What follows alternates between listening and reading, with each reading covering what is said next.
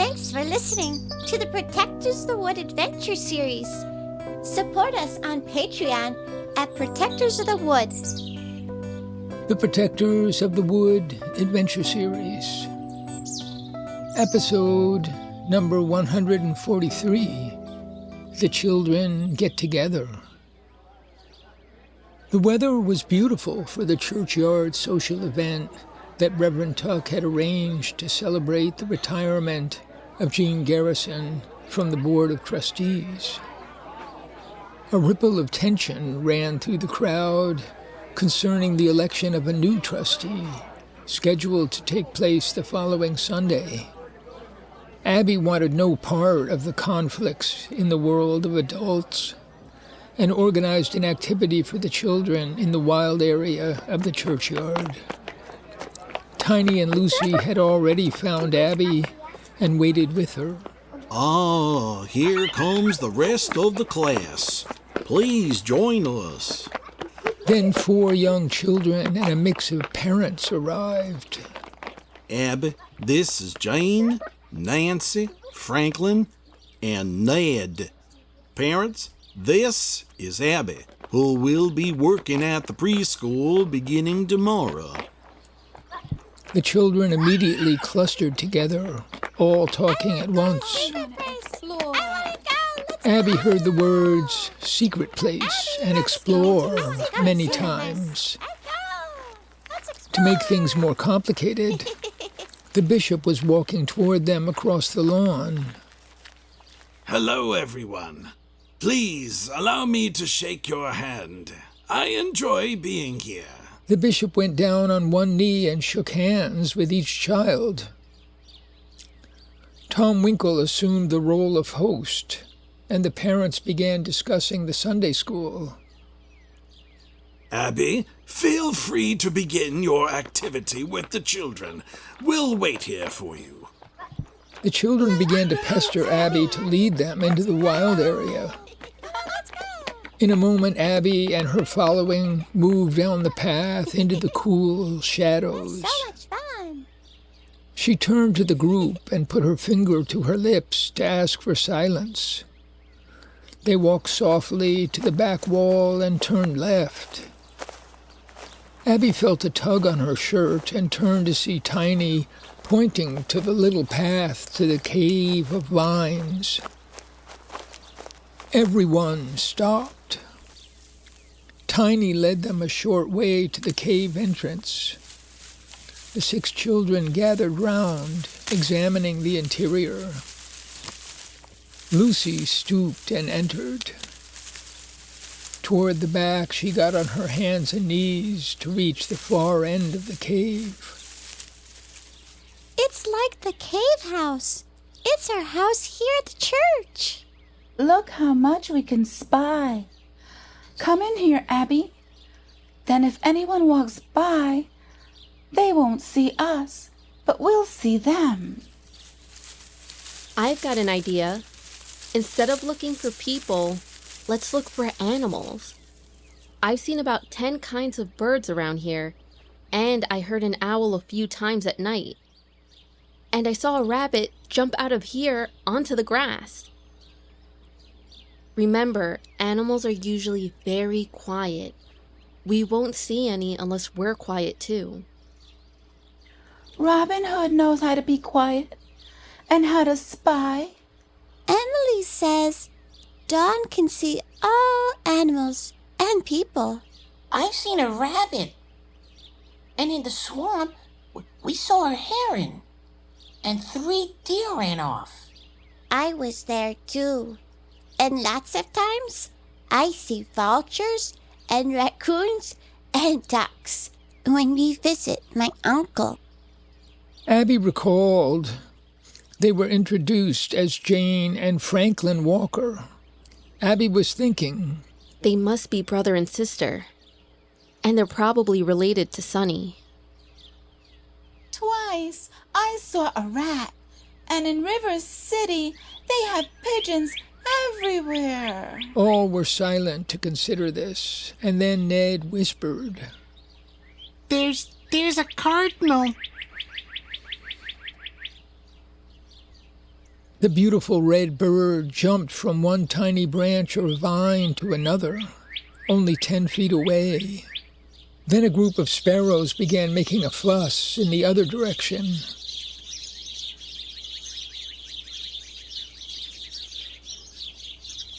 High above them, they heard the rough call of crows, probably landing on the churchyard maple trees.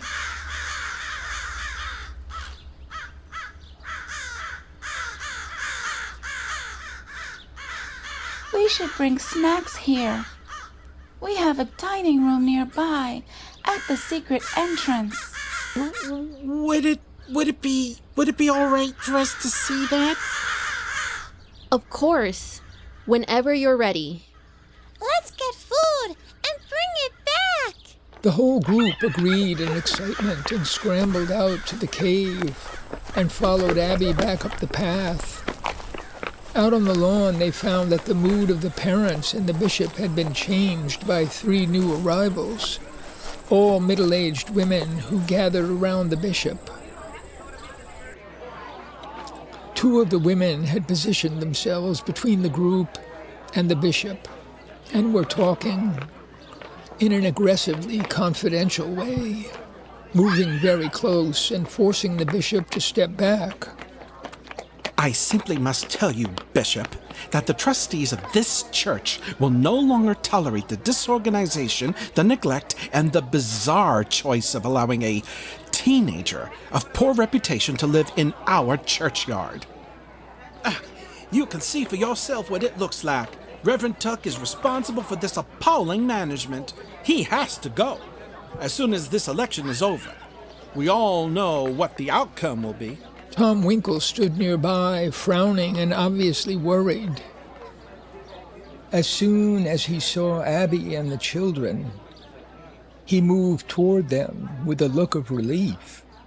The children flooded into the group of parents, excitedly talking of their discoveries and plans to gather food and return. Oh, Franklin and Jane are so excited about going to preschool. Is it true they'll actually be able to do little gardening?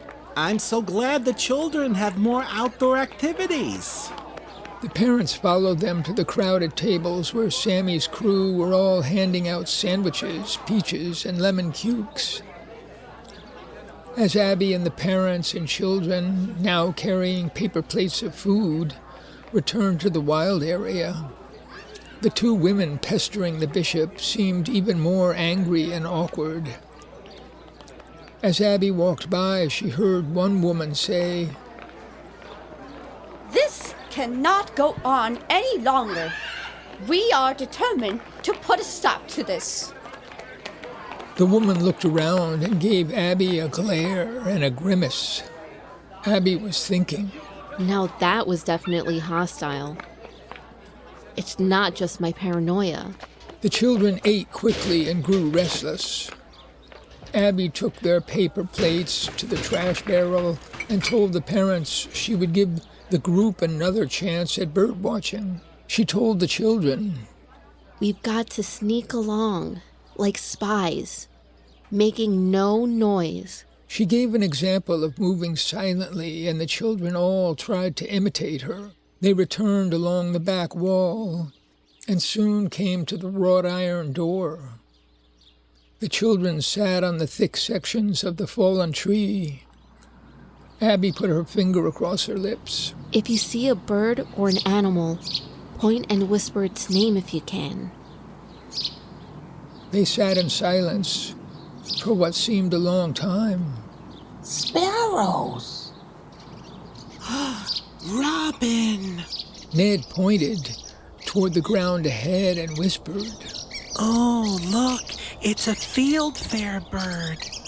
And lo and behold, a fieldfare bird had appeared at the edge of the brush to hunt for worms in the soft, open soil of the secret place. It hopped and stopped to listen and hopped again. Suddenly it thrusted its beak into the soil and pulled out a small worm, and then retreated back into the brush. Some of the children gasped.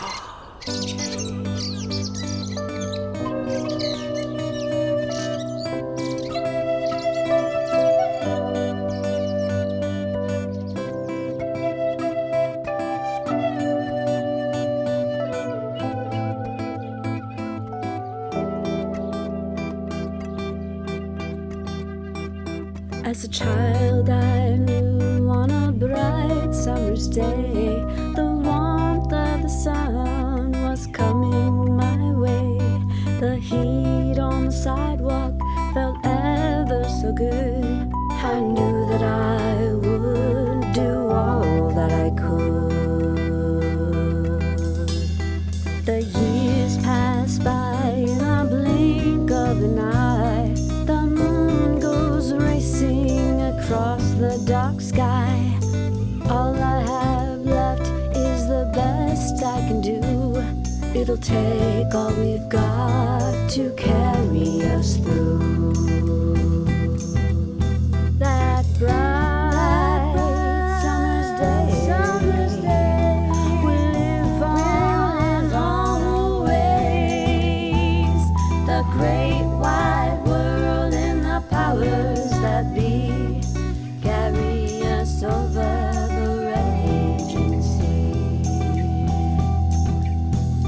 The end of the line is here on a dime. The universe lives in a moment of time. All things journey the long winding way.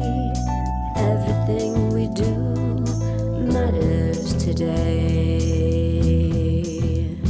That bright summer's day, we live on always. The great wide world and the powers that be carry us over the raging sea.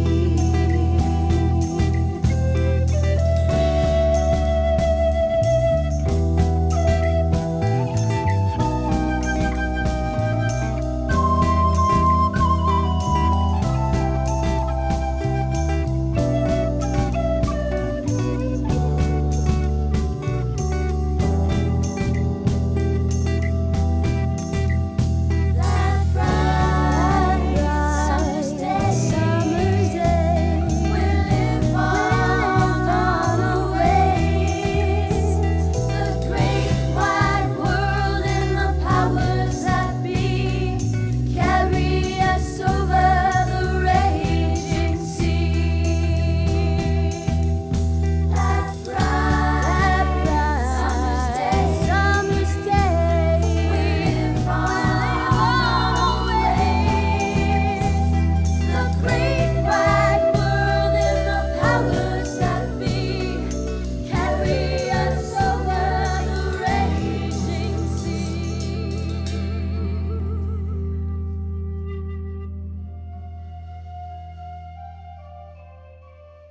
Thanks for listening to the Protectors of the Wood Adventure Series. Support us on Patreon at Protectors of the Wood. And to all the eco-warriors out there, remember that everyone can make a difference, and every action counts.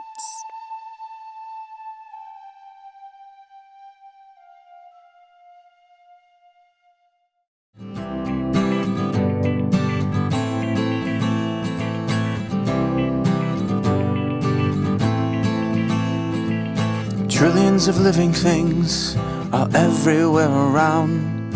Our lives are all planted deep into the sacred ground. There's everything to love and everything to fear. It's planet Earth in the universe and nature lives here. It's planet Earth in the universe and nature lives here. It's planet Earth in the universe and nature lives here. It's planet Earth in the universe and nature lives here. And nature lives here.